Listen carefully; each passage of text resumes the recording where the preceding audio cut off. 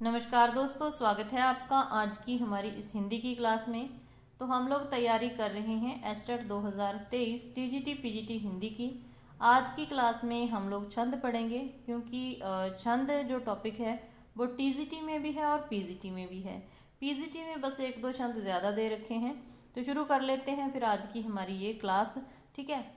तो सबसे पहले देखते हैं कि छंद है क्या, क्योंकि कथनों में प्रश्न पूछे जाते हैं तो हर चीज़ ही इम्पोर्टेंट है। मात्रा और वर्ण आदि के विचार से होने वाली वाक्य रचना को छंद कहते हैं। मात्रा और वर्ण आदि के विचार से होने वाली वाक्य रचना को छंद कहते हैं। जैसे व्याकरण द्वारा गद्य का अनुशासन होता है, वैसे ही छंद द्वारा पद्य का भी अनुशासन होता है। तो छंद क्या करता है? काव्य का, पद्य का अनुशासन करता है। ये भी एक पॉइंट है, ध्यान रखना है। छंद का दूसरा नाम पिंगल भी है। इसका कारण यह है कि छंद शास्त्र के आदि प्रणेता पिंगल नाम के ऋषि थे। पिंगलाचार्य के छंद सूत्र में छंद का सुस्वंद वर्णन होने के कारण इसे छंद शास्त्र का आदि ग्रंथ माना जाता है। इसी आधार पर छंद शास्त्र को पिंगल शास्त्र कहते हैं, ठीक है। तो इसी आधार पर छंद शास्त्र को पिंगल शास्त्र कहते हैं। अगर हमें छंद की परिभाषा करनी हो तो क्या होगी? तुक, मात्रा, लय, विराम, वर्ण आदि के नियमों को आबद्ध पंक्तियां तुक, मात्रा, लय, विराम, वर्ण आदि के नियमों में आबद्ध पंक्तियां छंद कहलाती हैं। तुक, मात्रा, लय, विराम, वर्ण आदि के नियमों में आबद्ध पंक्तियां छंद कहलाती हैं। अब छंद के अंग कौन कौन से होते हैं? वर्ण होता है। पहला छंद का जो अंग है वर्ण है। वर्ण के दो प्रकार होते हैं, ह्रस्व वर्ण और दीर्घ वर्ण। ह्रस्व में आ जाते हैं ए, ई, उ और चंद्रबिंदु, ठीक है। ह्रस्व में ए, ई, उ, चंद्रबिंदु और दीर्घ में आ, ई, उ, ए, ओ आ जाते हैं, ठीक है। इसके साथ ही अनुस्वार और विसर्ग। अनुस्वार जो एक बिंदी लगती है, चंद्रबिंदु सभी को पता है, और विसर्ग की दो बिंदियां होती हैं। तो इस तरीके से जो ह्रस्व वर्ण होते हैं, ठीक है, वो कौन से होते हैं, और दीर्घ वर्ण कौन से होते हैं, ध्यान रखना है। ह्रस्व को लघु और दीर्घ को गुरु कहा जाता है। लघु वर्ण की एक मात्रा होती है और गुरु वर्ण की दो मात्राएं होती हैं, ठीक है। दूसरा अंग है मात्रा। मात्रा केवल स्वर की होती है, सभी को पता है, ये तो मतलब नॉर्मल सी बात है, ठीक है। लघु मात्रा का चिन्ह क्या होता है? ये होता है, तथा दीर्घ मात्रा का चिन्ह ये होता है। मात्रिक छंदों में मात्रा गिनकर ही छंदों की पहचान की जाती है। तो मात्राओं की गिनती अब आप तब करोगे जब ये पता होगा कि किस वर्ण की, किस स्वर की एक मात्रा है, किसकी दो है। तो वो सारी चीजें हम आज की क्लास में देखेंगे। क्लास अच्छी लगे तो लाइक जरूर कर देना। तीसरा अंग हो गया यति। छंद को पढ़ते समय प्रत्येक छंद के अंत में ठहरना पड़ता है। इस ठहरने को ही क्या कहते हैं? यति कहते हैं। बस याद रखना है कि छंद के अंगों में ये चीजें आती हैं। फिर गति आ गई। कविता के कर्ण मधुर प्रवाह को गति कहते हैं। प्रत्येक छंद की अपनी एक लय होती है, तो वो क्या होती है? वही गति होती है। फिर पाद या चरण। प्रत्येक छंद में कम से कम 4 चरण होते हैं। इनमें प्रत्येक पंक्ति अर्थात छंद के चतुर्थांश को चरण कहते हैं। चरण को पद या पाद भी कहते हैं। तो ये हो गया चरण। तुक, चरण के अंत में आने वाले समान वर्णों को तुक कहते हैं। मतलब तुकांत मिलता है तो वो क्या होती है? तुक होती है। जैसे तासु, जासु, ताके, जाके, तो क्या एक जैसे शब्द आ गए तो वो हो गया तुकांत। तुक का अंत जो मतलब मिलता है या नहीं मिलता, ठीक है। फिर सातवां आ गया गण। 3 वर्णों के समूह को गण कहा जाता है। 3 वर्णों का एक समूह हो जाता है, उसको गण बोला जाता है। जमाता, राजभान, सलगा, इससे आप मतलब गण बना सकते हैं और उनकी पहचान। सूत्र के आधार पर गणों की जो संख्या होती है 8 होती है। ये भी पूछा जाता है गण कितने होते हैं? 8 होते हैं। वर्णिक छंदों की पहचान इसी के आधार पर होती है। जो वर्ण होते हैं उनकी जो पहचान हम करते हैं वो किस आधार पर करते हैं? इन गणों के आधार पर। तो किस गण में कितनी मात्रा होती है? ये जो सूत्र है यमाता, राजभान, सलगा, तो इसमें 8 गण कैसे बनते हैं? जब हम जय से शुरू करेंगे और 3 इसमें वर्ण लेंगे, य, म, ता, तो ता तक हो गया हमारा य, मा, ता, ठीक है। यमाता बन गया। तो इसका मतलब ये तो लघु हो गई, ये गुरु हो गई और ये भी गुरु हो गई। तो ये क्या हो गया? ठीक है। इसमें 1 2 2 5 मात्राएं होगी, ठीक है। उसके बाद दूसरा जो वर्ण शुरू होगा माँ से, माँ ता रा, तो मातारा हो गया। ठीक है, तो ये हो गया मगण, पहला जगण हो गया, दूसरा मगण हो गया। तो मगण में सबसे ज्यादा मात्राएं हैं, तो कितनी हो गई, दो दो, दो ये हो गई, दो ये हो गई और दो ये हो गई, क्योंकि इसमें आ गया। तो आ की कितनी मात्राएं हैं, दो हैं, दो दो चार दो शी, इसमें सबसे ज्यादा मात्राएं होती हैं। तीसरा आ गया ता से शुरू करेंगे, पहले हमने जै से शुरू किया, फिर माँ से, फिर ता से, ता रा ज, ये क्या बन गया, ता रा ज। तगण में कितनी मात्राएं होगी, दो यहाँ पर, दो यहाँ पर, एक, तो यहाँ हो गई 5 मात्राएं। उसके बाद रा से शुरू करेंगे तो बन गया राजभा, राजभा। तो ये क्या हो गया, तो जो रगण होता है उसमें दो, एक, दो, कितनी हो गई, 5 हो गई। रा के बाद ज से ज भा न, जगण जो हो गया उसमें एक, दो, एक, 4 मात्राएं होगी।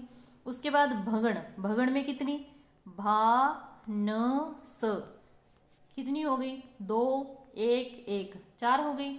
फिर भगण से बाद आ गया नगण, न स ल, तो इसमें सबसे कम ही हो गई, कितनी हो गई, तीनों ही मतलब लघु हो गए, 3 हो गई।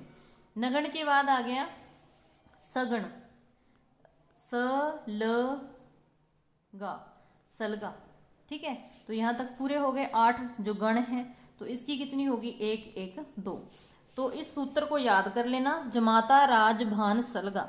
जब इसको आप याद कर लोगे पता होगा कि ये कैसे लिखा जाता है, लिखना आना चाहिए। उसके बाद जय से शुरू होके 3 वर्ण पूरे करने लें, माँ से शुरू होके फिर 3 वर्ण, तो उसके बाद आपको पता चल जाएगा कि यगण में कितनी है, जगम जगण मगण तगण रगण जगण भगण नगण सगण लगण, तो ये हो गया। ठीक है, तो इस तरीके से आप मात्राओं को गिन सकते हैं।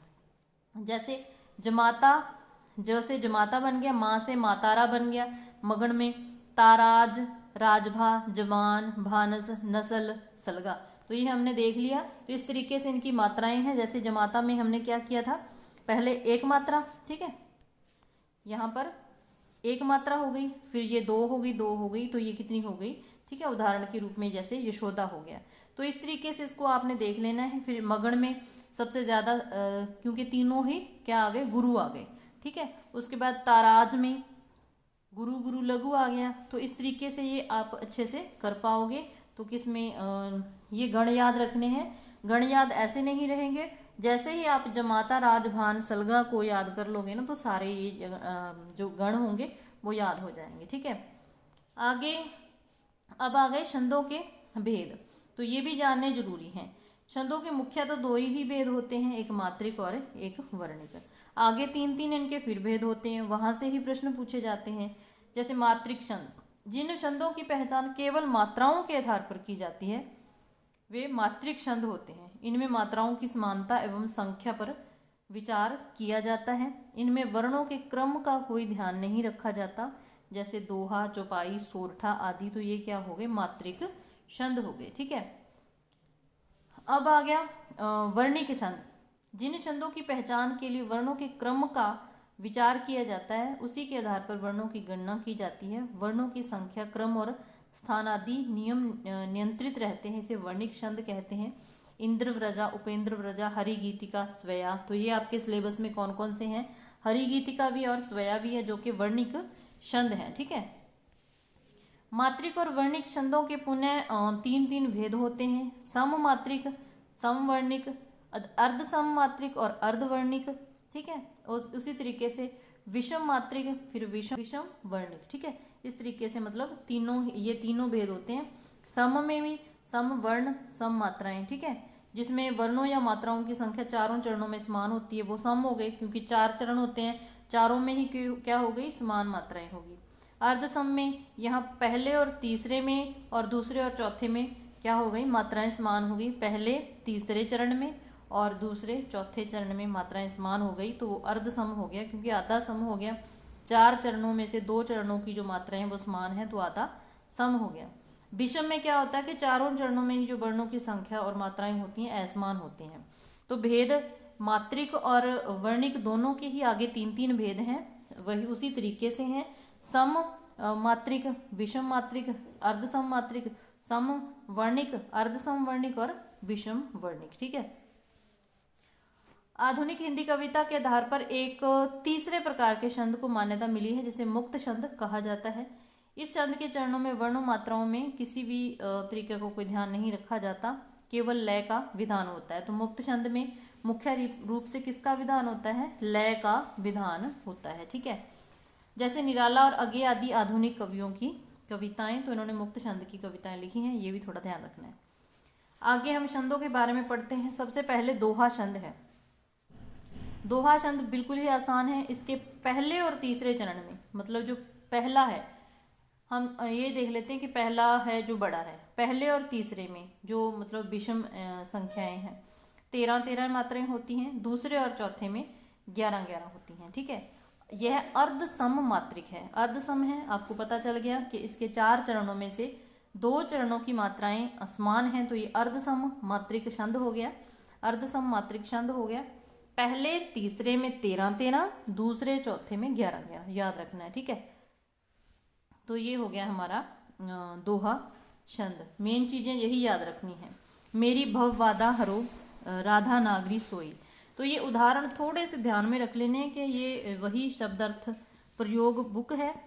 यहाँ से काफ़ी प्रश्न चट में पूछे जाते हैं, तो ध्यान रखना है कि हो सकता है उदाहरण आपको सेम देखने को मिल जाए।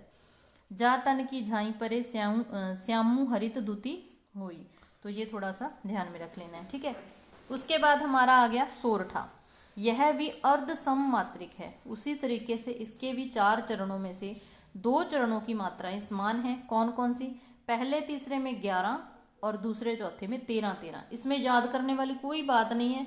दोहा सोरठा एक दूसरे के उल्ट है। दोहे में क्या है? पहले तीसरे में 13-13 है। सॉरी, पहले तीसरे में, दोहे में पहले तीसरे में 13-13 है और दूसरे चौथे में 11-11 है। ठीक है। जबकि सोरठे में पहले तीसरे में 11-11 है और दूसरे चौथे में 13-13 है। ठीक है। तो इस तरीके से ये भी अर्ध सम मात्रिक छंद है और सोरठा दोहा दोनों ही अर्ध सम मात्रिक छंद हैं। तो ये उम्मीद है कि दोनों छंद आपको समझ आ गए होंगे। सुनी केवट के बयान प्रेम लपेटे अटपटे। तो ये उदाहरण देख लेना। बिह से करुणा एन चितई जानकी लखन तन। आगे आ गया चौपाई। यह एक सम मात्रिक है। चौपाई जिसमें 4 चरण है, चौपाई है। चौपाई एक समान होती है चारों तरफ से, तो उसमें क्या है? ये सम मात्रिक छंद है। इसके प्रत्येक ही चरण में 16-16 मात्राएं होती हैं और अंत में 2 गुरु शुभ माने जाते हैं। तो अंत में क्या है? 2 गुरु हैं, क्योंकि ये चौपाई है। 2-2 4 होते हैं, चारों चरणों में मात्राएं 16-16 होती हैं, 4 चौके 16 होते हैं। तो इसी तरीके से कुछ ना कुछ तुक जोड़ के याद रख लेना कि चौपाई एक सम मात्रिक छंद है। प्रत्येक चरण में 16-16 मात्राएं होती हैं और अंत में 2 गुरु शुभ माने जाते हैं। बंधु गुरु पद पदुम परागा सुरुचि सुवास सरस अनुरागा। अमीय मरी में चूरन चारु समन सकल भव रुज परिवारु। ठीक है। तो यहाँ पर देख लेना है, ध्यान रखना है कि जो अनुस्वार है हमने यहाँ देखा था कि उसकी 2 मात्राएं गिनी जाती हैं। तो यहाँ जो बंधु शब्द है तो इस पे अनुस्वार बिंदी लगी हुई ना, तो इसका गुरु माना है। और द ऊ की क्या है? ऊ भी लघु था तो इसकी एक मात्रा द आ गया, तो इसकी एक मात्रा। जो पीछे स्वर की वर्ण के साथ जिस स्वर की मात्रा होती है ना, उसका ही ध्यान आपको खास तरीके से रखना होता है। 1-2 बातें और इसमें देख लीजिए। जो हलंत वाला होता है, ठीक है, यहाँ हलंत लगा होता है। मान लीजिए ये है राजन, राजन, और इसमें न पर हलंत लगा है। तो जिस वर्ण पे हलंत लगा है उससे पूर्व वाला जो वर्ण होता है वो भी गुरु माना जाता है। यहाँ ज है ना, इसकी 2 मात्राएं मानी जाएंगी। ज की 2 मात्राएं यहाँ मानी जाएंगी। ठीक है। तो इस चीज का आपने ध्यान रखना है। नेक्स्ट हमारा जो छंद है, हाँ जी, तो चौपाई आपको अच्छे से समझ आ गया। उसके बाद आ गया रोला। रोला, इसमें 4 चरण होते हैं। रोला में 4 चरण होते हैं और ये भी एक सम मात्रिक छंद है। रोला भी सममात्रिक छंद है। प्रत्येक चरण में 11 या 13 के विराम से 24 मात्राएं होती हैं। तो रोला पूछा जाए तो सममात्रिक है, ठीक है, इस चीज का ध्यान रखना है। रोला भी एक सममात्रिक छंद है, 4 चरण होते हैं और प्रत्येक चरण में 11-13 के विराम से 24 मात्राएं होती हैं। मात्राओं की जो गिनती है वो याद रखना है, ठीक है। मूलन ही की यहाँ अधोगति केशव गाइए, होत हुतासन घूम नगर एक गली नाई। तो ये उदाहरण देख लेना कि इसमें कौन सा छंद है, रोला छंद है। 11-13 के विराम से 24 इसमें मात्राएं होती हैं। उसके बाद आ गया कुंडलिया। दोहा रोला छंद को मिलाने से कुंडलिया छंद बनता है। सीधा सीधा ये प्रश्न बन सकता है कि दोहा रोला के मेल से कौन सा छंद बनता है, ये पूछा भी जा चुका है किसी एग्जाम में। तो दोहा और रोला छंद को मिलाने से कुंडलिया छंद बनता है, ठीक है। प्रथम 2 पंक्तियां दोहा छंद की तथा अंतिम 4 पंक्तियां रोला छंद की होती हैं। दोहा की कितनी? 2, दोहा 2, दोहा 2, ठीक है। दोहा की 2 पंक्तियां, रोला की 4 पंक्तियां, ठीक है।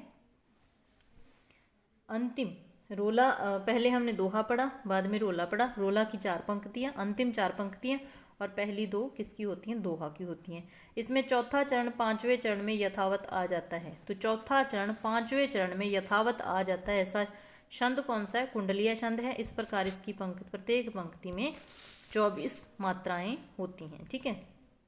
24 मात्राएं इसमें होती हैं। तो यहाँ पर देखें कृतघ्न, तो इसमें 4 मात्राएं हैं। इसी तरीके से मतलब आपने मात्राएं गिन के भी थोड़ी पहचान कर सकते हैं कि हाँ इसमें इतनी मात्राएं आ जाती हैं, तो ये किस छंद की विशेषता है, उस तरीके से भी आप आंसर पर पहुंच सकते हैं। तो अगला हमारा छंद है हरि गीतिका। अगला छंद कौन सा है? हरि गीतिका। ये जो कुंडलिया छंद था ना, ये विषम मात्रिक है, ये भी ध्यान रखना है। जो कुंडलिया है वो विषम मात्रिक है, कुंडलिया विषम मात्रिक छंद है, ठीक है। आगे आ गया हमारा हरि गीतिका। हरि गीतिका के प्रत्येक चरण में 16-12 के विराम से 28 मात्राएं होती हैं। हरि गीतिका 16-12 के विराम से 28 मात्राएं होती हैं और ये एक सममात्रिक छंद है, सममात्रिक छंद है। हरि गीतिका भी सममात्रिक छंद है, ध्यान रखना है, ठीक है। अन्याय सहकर बैठ रहना यह महादुष्कर्म है, न्यायार्थ अपने बंधु को भी दंड देना धर्म है। इस बात पर ही पांडवों का कौरवों से रण हुआ, जो भव्य भारतवर्ष के कल्पांत का कारण हुआ, ठीक है। तो ये इसमें कौन सा छंद है? हरि गीतिका छंद है। 16-12 के विराम से 28 मात्राएं इसमें होती हैं। उसके बाद आ गया शप्या। यह छंद रोला एवं उलाला नामक 2 छंदों को मिलाकर बनता है। जो कुंडलिया था वो दोहा और रोला के मेल से बना। कुंडलिया विषम मात्रिक छंद था, रोला दोहा के मेल से बना। अब शप्या आ गया रोला उलाला, दोनों में लाला है पीछे, रोला और उलाला के मेल से ये बन गया। और इसमें 6 चरण होते हैं, ये भी ध्यान रखना है कि इसमें 6 चरण होते हैं। पहले 4 चरण रोला के और अंतिम 2 चरण उलाला के। कुंडलिया में क्या था कि पहले 2 जो चरण थे वो दोहा के थे, अंतिम 4 रोला के। इसमें पहले चरण रोला के 4, इसमें भी रोला के कितने हैं? 4 चरण है, लेकिन है पहले वाले, ठीक है। अंतिम 2 किसको दे दिए? उलाला को दे दिए। तो ये एक विषम मात्रिक छंद है। कुंडलिया भी विषम मात्रिक छंद था। मैं अपनी पूरी कोशिश कर रही हूँ कि आपको समझ आ जाए, बाकी आपने अच्छे से देख लेना है ताकि आप अपना पेपर में क्वेश्चन आने वाला हो सही कर पाओ। नीलांबर परिधान हरित पट पर सुंदर, ये इम्पोर्टेंट उदाहरण है, याद रखना है। नीलांबर परिधान हरित पट पर सुंदर है, सूर्य चंद्र युग मुकुट मेखला रत्नाकर है। नदियां होम पर वह फूल तारे मंडन है, बंदी जन खग वृंद शेख फन सिंहासन है, ठीक है। तो ये करते अभिषेक प्योद है बलिहारी इस वेश की, हे मातृभूमि तू सत्य ही सगुण मूर्ति सर्वेश की। ये भी किसका है, हरि शप्या का, ये भी शप्या का उदाहरण है। ठीक है, उसके बाद आ गया उलाला। तो उलाला यह मात्रिक अर्धसम छंद है। तो मात्रिक अर्धसम छंद है। इसके विषम चरण में 15 और सम में 13 मात्राएं होती हैं। इसका मतलब विषम में पहले तीसरे में 15-15 होती हैं और दूसरे चौथे में 13-13 होती हैं। तो ये हो गया उलाला छंद। मुख्य रूप से आपने मात्राएं ही याद रखनी है। ठीक है, हे शरणदायिनी देवी तू करती सबका त्राण है, हे तू मातृभूमि संतान हमें, तू जननी तू प्राण है। ठीक है, तो कुल इसमें 28 मात्राएं होगी उलाला में। अगला आ गया गीतिका। हरि गीतिका पढ़ लिया हमने। अब गीतिका, ये भी एक मात्रिक सम छंद है। मात्रिक सम छंद है। प्रत्येक चरण में 26 मात्राएं होती हैं। 14-12 पर यति होती है, ये याद रखना है, यति पूछी जा सकती है। 14-12 पर यति होती है गीतिका में। ठीक है, अंत में लघु गुरु का विधान है, एक लघु फिर गुरु। ठीक है, अंत में लघु गुरु का विधान है। 14-12 पर यति होती है। प्रत्येक चरण में 16 मात्राएं होती हैं। ठीक है, जो अखिल कल्याणमय है, व्यक्ति तेरे प्राण में, कौरवों के नाश पर है रो रहा केवल वही, किंतु उसके पास ही समुदायगत जो भाव है, पूछ उनसे क्या महाभारत नहीं अनिवार्य है। तो ये दिनकर की पंक्तियां हैं, वैसे भी ध्यान रखनी है। ठीक है, तो ये हो गया गीतिका छंद, 26 मात्राएं और मात्रिक सम छंद। फिर उसके बाद आता है ये बरबैं, तो पता नहीं आपके सिलेबस में है कि नहीं, मुझे ध्यान नहीं है। उसके बाद आ गया वंशस्थ। ये टीएसटी पीएचडी दोनों में ही है और इसमें ये सम छंद है। ठीक है, और इसमें मतलब ध्यान क्या रखना है कि जगण तगण जगण रगण है। इसमें क्या क्या आते हैं, जगण जगण तगण जगण रगण, जगण तगण जगण रगण किस में है, वंशस्थ में है। 12 वर्ण उसमें होते हैं, बस यही इसमें ध्यान रखना है। दिनांत था, थे दिन नाथ डूबते, सधेनु आते गृह ग्वाल बाल थे, दिगंत में गो रज थी, सुमुत्था विषाण नाना बजते सवेणु थे। उसके बाद आता है कौन सा छंद, स्वया। स्वया 22 से 26 वर्णों तक के 4 चरणों वाले छंद स्वया कहलाते हैं।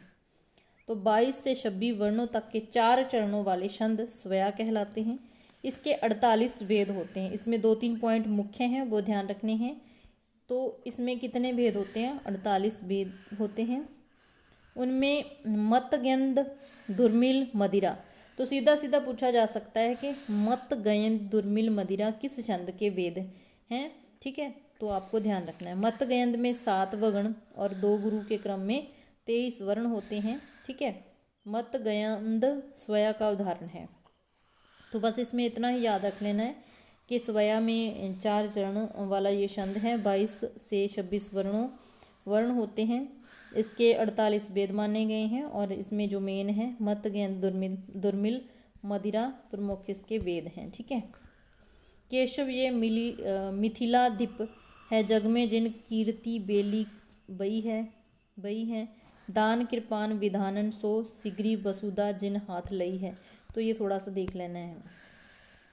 आगे आ गया बसंतलिका, ये है पीजीटी में। तो इसमें भी आपने क्या ध्यान रखना है, तगण भगण जगण जगण है। इसमें क्या है, तगण भगण जगण जगण है। गुरु गुरु 14 वर्ण होते हैं इसमें। ठीक है, तो क्या है, तगण भगण जगण जगण, इसमें गुरु गुरु पीछे, तो क्या होते हैं, 14 वर्ण। ठीक है, ये हो गया बसंतलिका। एक मालिनी, ये पिछली बार भी पूछा गया है। इसमें मतलब ये गण याद रखने हैं कि कैसे गण हैं, नगण नगण मगण यगण यगण। तो 2 नगण आ गए, 1 मगण आ गया, 2 यगण आ गए। पीछे आगे नगण नगण है, बीच में मगण है, पीछे जगण जगण है। तो 15 इसके वर्ण हैं। यही इसमें पूछा जा सकता है। और यही उल्ट करके आया था कि जो गलत कथन था वो देखना था। उसमें आपके पेपर में लिख रखा था कि इसमें 7-8 पर यति होती है, बल्कि इसमें 8-7 पर यति होती है। ये चीज़ याद रखनी है, मालिनी में 8-7 पर यति होती है। ठीक है, प्रिय पति वह मेरा प्राण प्यारा कहाँ है, दुख जल निधि डूबी का सहारा कहाँ है, लख मुख जिसका मैं आलों जी सकी हूँ, वह हृदय हमारा नैन तारा कहाँ है। ये हरिऔध की पंक्तियां हैं। उसके बाद एक कवित्त है। यह छंद ऐसा है, इसमें गणों का बंधन नहीं है।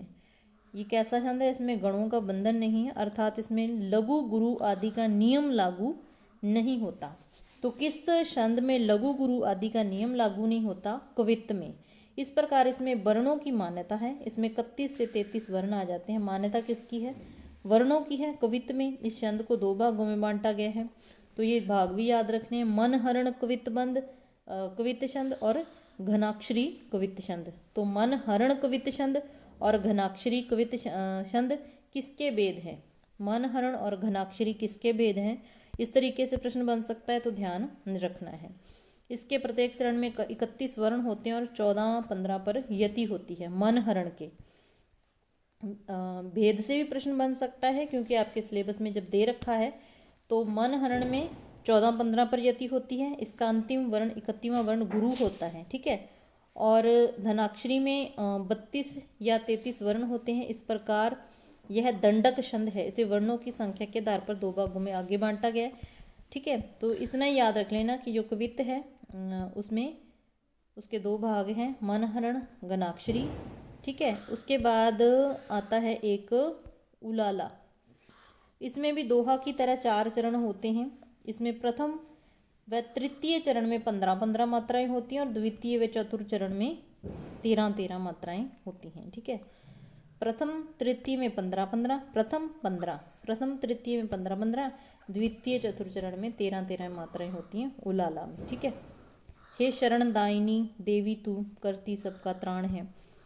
तो ये हो गया, कुंडलिया हमने पढ़ लिया। तो जितने आपके सिलेबस में छंद दे रखे थे मैंने करवाने की कोशिश की है।